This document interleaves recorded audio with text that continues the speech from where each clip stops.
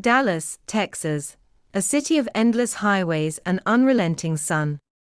From my office window, I'd often watch the heat shimmer above the concrete and think about how far my family had come. At 30 years old, I was the vice president of operations at Thompson Energy Stations, a chain of fuel stops my father, Robert Thompson, had built from nothing. To the world, he was a legend. A man who turned a single gas station on a dusty stretch of highway into an empire that stretched across Texas. To me, he was something different. A presence so powerful it was almost unreachable. His love came in the form of expectations, not affection. I spent my childhood trying to earn a nod, a smile, anything that said, "You did well, son." Our house was enormous, filled with polished floors and expensive silence. My mother had passed when I was 7, leaving behind fragments of memory, her laughter, the scent of lavender, the way her hands always seemed to calm the world around her. After she was gone, the house lost its warmth. My father buried his grief in work, spending nights in his study and mornings on construction sites. 3 years later, he remarried. Victoria was elegant, composed, and beautiful in a way that always seemed deliberate. She moved through rooms like she owned the air itself. I wanted to like her. I tried. But her smiles never reached her eyes when she looked at me. Then Ethan was born, her son, 9 years younger than me, and any space left in her heart seemed to belong entirely to him. Victoria wasn't cruel, she was distant. Her affection was polite, measured, the way one might treat a guest. But for Ethan, she was warmth and wonder. She read him bedtime stories, clapped at his school plays, and made sure his world was soft and safe. I understood. He was her child, and I was a reminder of the woman who'd come before her. Still, the quiet ache of being half seen never truly faded. My father did his best to balance things. He taught me the business side of things, books, numbers, contracts, while Ethan followed him into the garage to learn about engines. But even then, he was mostly absent, a man devoted to success more than family. Dinners were quiet, smiles rehearsed, and love was measured in achievement. So I decided to earn mine. After college, I joined the company at the bottom, working 12-hour shifts under the Texas sun, scrubbing pumps, managing schedules, solving problems that others ignored. I didn't want to be the boss's son. I wanted to be worthy of the name Thompson. Over the years, I introduced new systems, digital inventory, eco-friendly fuels, and faster logistics. Our profits grew. One evening, after reviewing quarterly reports, my father looked at me for a long moment and said, "Alex, you've got the fire. This could all be yours someday." That single sentence carried me for years. Then came the dinner that changed everything. It was early autumn. The air was cooler than usual, and golden light spilled through the dining room's tall windows. My father had called a family dinner, a rare event. Victoria was smiling too perfectly, and Ethan scrolled through his phone, barely acknowledging anyone. When we sat down, my father cleared his throat. "It's time," he said. "Thompson Energy Stations is our legacy. And I believe Alex is ready to lead." My breath caught. "Starting next month," he continued, "you'll take full control." For a moment, the world stood still. Pride filled me, pride and gratitude. Victoria's polite applause felt hollow, though, and Ethan's silence screamed louder than any words. He left the table abruptly, chair scraping against the marble floor. That night, I lay awake, excitement and unease twisting inside me. I didn't know that within days, everything would collapse. 3 nights later, my phone rang. A trembling voice said the words I'll never forget: "There's been an accident. Your father's in critical condition." I drove faster than I ever had before, red lights blurring past. The hospital smelled of antiseptic and fear. When I arrived, Victoria and Ethan were already there. The doctor's expression was grave. He's lost a lot of blood. He needs a transfusion, AB negative. It's a rare type. We all volunteered to be tested. I remember watching the nurse label the tubes with our names, the silence so thick it felt suffocating. When the results came back, the doctor said, "Ethan's blood matches. He can donate." I nodded in relief, until I saw Victoria's face. She was staring at the report, her expression frozen. "Robert's blood is AB negative," she murmured. "But Alex's is O positive." She turned to the doctor, voice sharp. "I want a DNA test between Robert and Alex." My mind went blank. "What are you saying? He's fighting for his life, and you want—" "I need the truth," she interrupted coldly. "For the family. For the company." But the truth didn't matter anymore. My father didn't survive the night.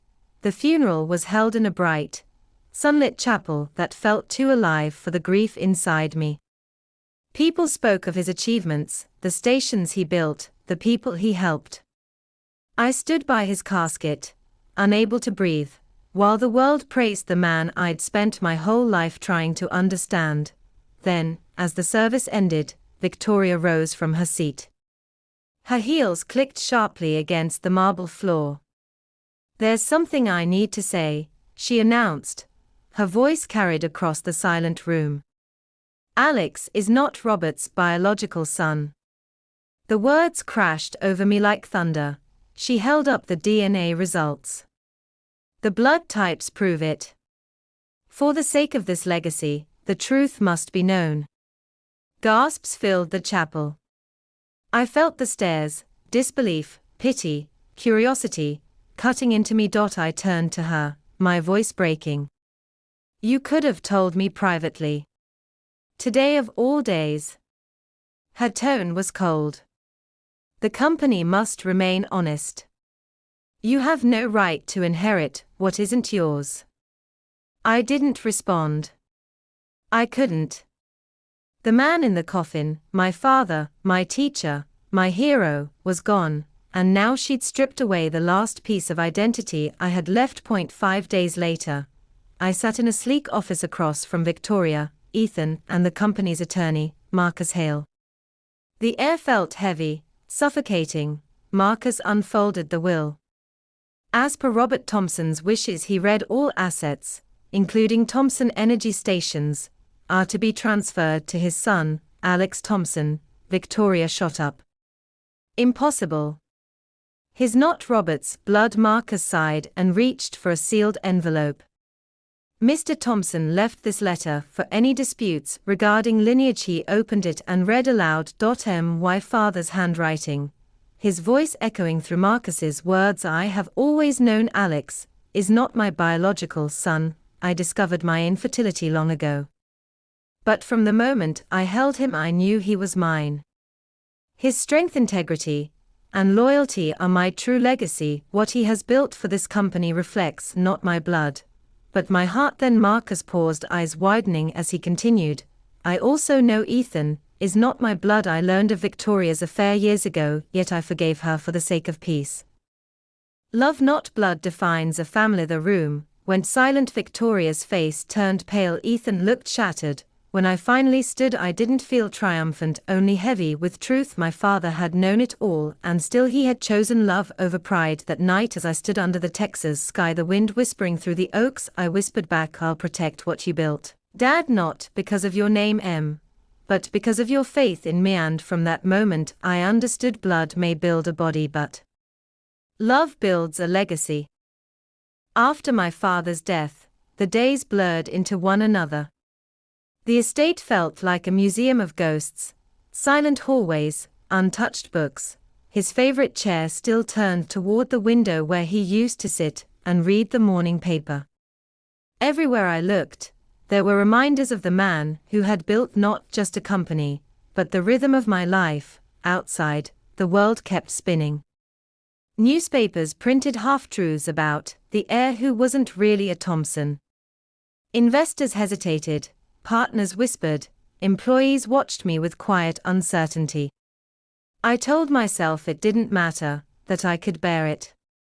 But at night, when the house grew quiet, the weight of doubt pressed down like a storm. To survive, I did the only thing I knew. I worked. Before dawn, I was at the office. I reviewed ledgers, inspected stations, drove from one location to another under the unyielding Texas sun.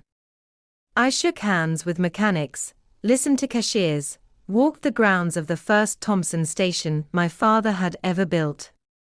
I wanted to feel connected to something that still belonged to him and somehow, to me. But even with all that effort, I felt like a man trying to rebuild a bridge while standing in the river it had fallen into. One morning, our CFO, James, knocked on my office door. "Alex," he said gently, "you're doing everything you can, but you can't do it alone. We need someone to help steady things. Someone objective." He was right. That's when Sophia Reed came into my life. Sophia was 32, sharp as glass and calm as sunrise. She had worked with major energy firms across Texas, and had a reputation for turning chaos into structure. The first time she walked into my office, she extended her hand and said with a warm smile, "I'm here to help you rebuild what's already strong, you just don't see it yet."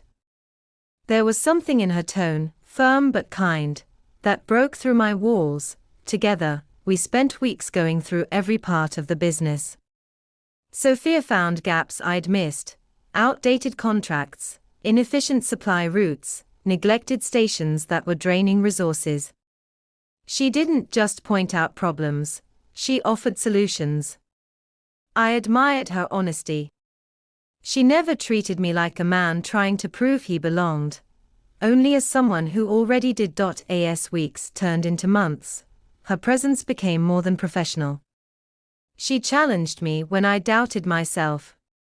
"You're not an accident, Alex," she said one night as we reviewed reports under the soft hum of the office lights. "Your father saw something in you that went beyond blood. That's what leadership is, seeing the truth before the world does." Her words stuck with me. Slowly, the company began to heal. We restructured branches, introduced solar-powered systems, and launched a new loyalty app. Profits started climbing again. The employees, once uncertain, began to look at me with respect instead of hesitation. For the first time since my father's death, I felt like I was walking on solid ground. Then, one rainy afternoon, there was a knock at my door. Victoria stood there, pale, tired, but still carrying the same proud posture. "May I come in?"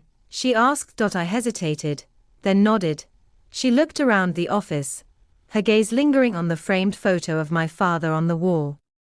"I wanted to apologize," she said quietly.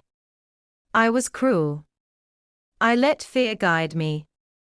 I wanted to protect Ethan, but I ended up destroying what little family we had left." Her words were soft, but behind them I could hear the guilt she'd carried. "You can still make things right," I told her gently. "This house, this company, they are as much yours as mine." But she shook her head.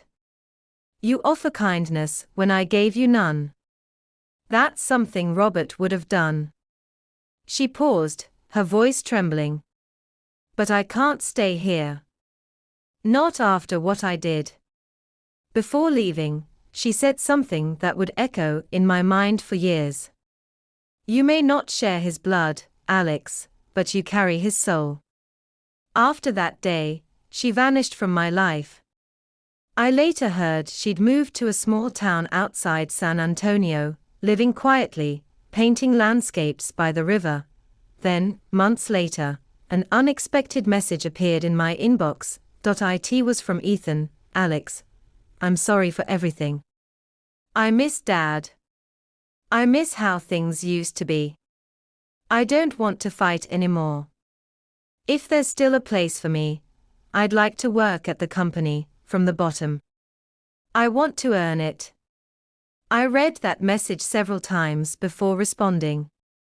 Part of me feared it was a trap, but another part, the one that still remembered the boy who used to chase me around the yard, hoped it was real. When we met at a small cafe downtown, Ethan looked older, humbler. I blamed you for things that weren't your fault, he said quietly. Mom filled my head with anger. But I see now that Dad believed in you for a reason. I just want to be part of what he built. I looked at him for a long time before answering. Then you start where he started. No offices, no privileges. You work your way up. Earn the respect, not the title. He nodded, determination shining in his eyes. Ethan began working at one of our oldest stations, sweeping floors, stocking shelves, talking to customers. He didn't complain once. Over time, his work ethic spoke for itself. Employees started saying, "He's got that Thompson spirit." Hearing that filled me with pride I hadn't felt in years. Sometimes after long days, he and I would sit on the curb outside the station, drinking coffee from paper cups. We talked about Dad, the good memories, the mistakes, the lessons. Those evenings slowly stitched together what had been torn apart.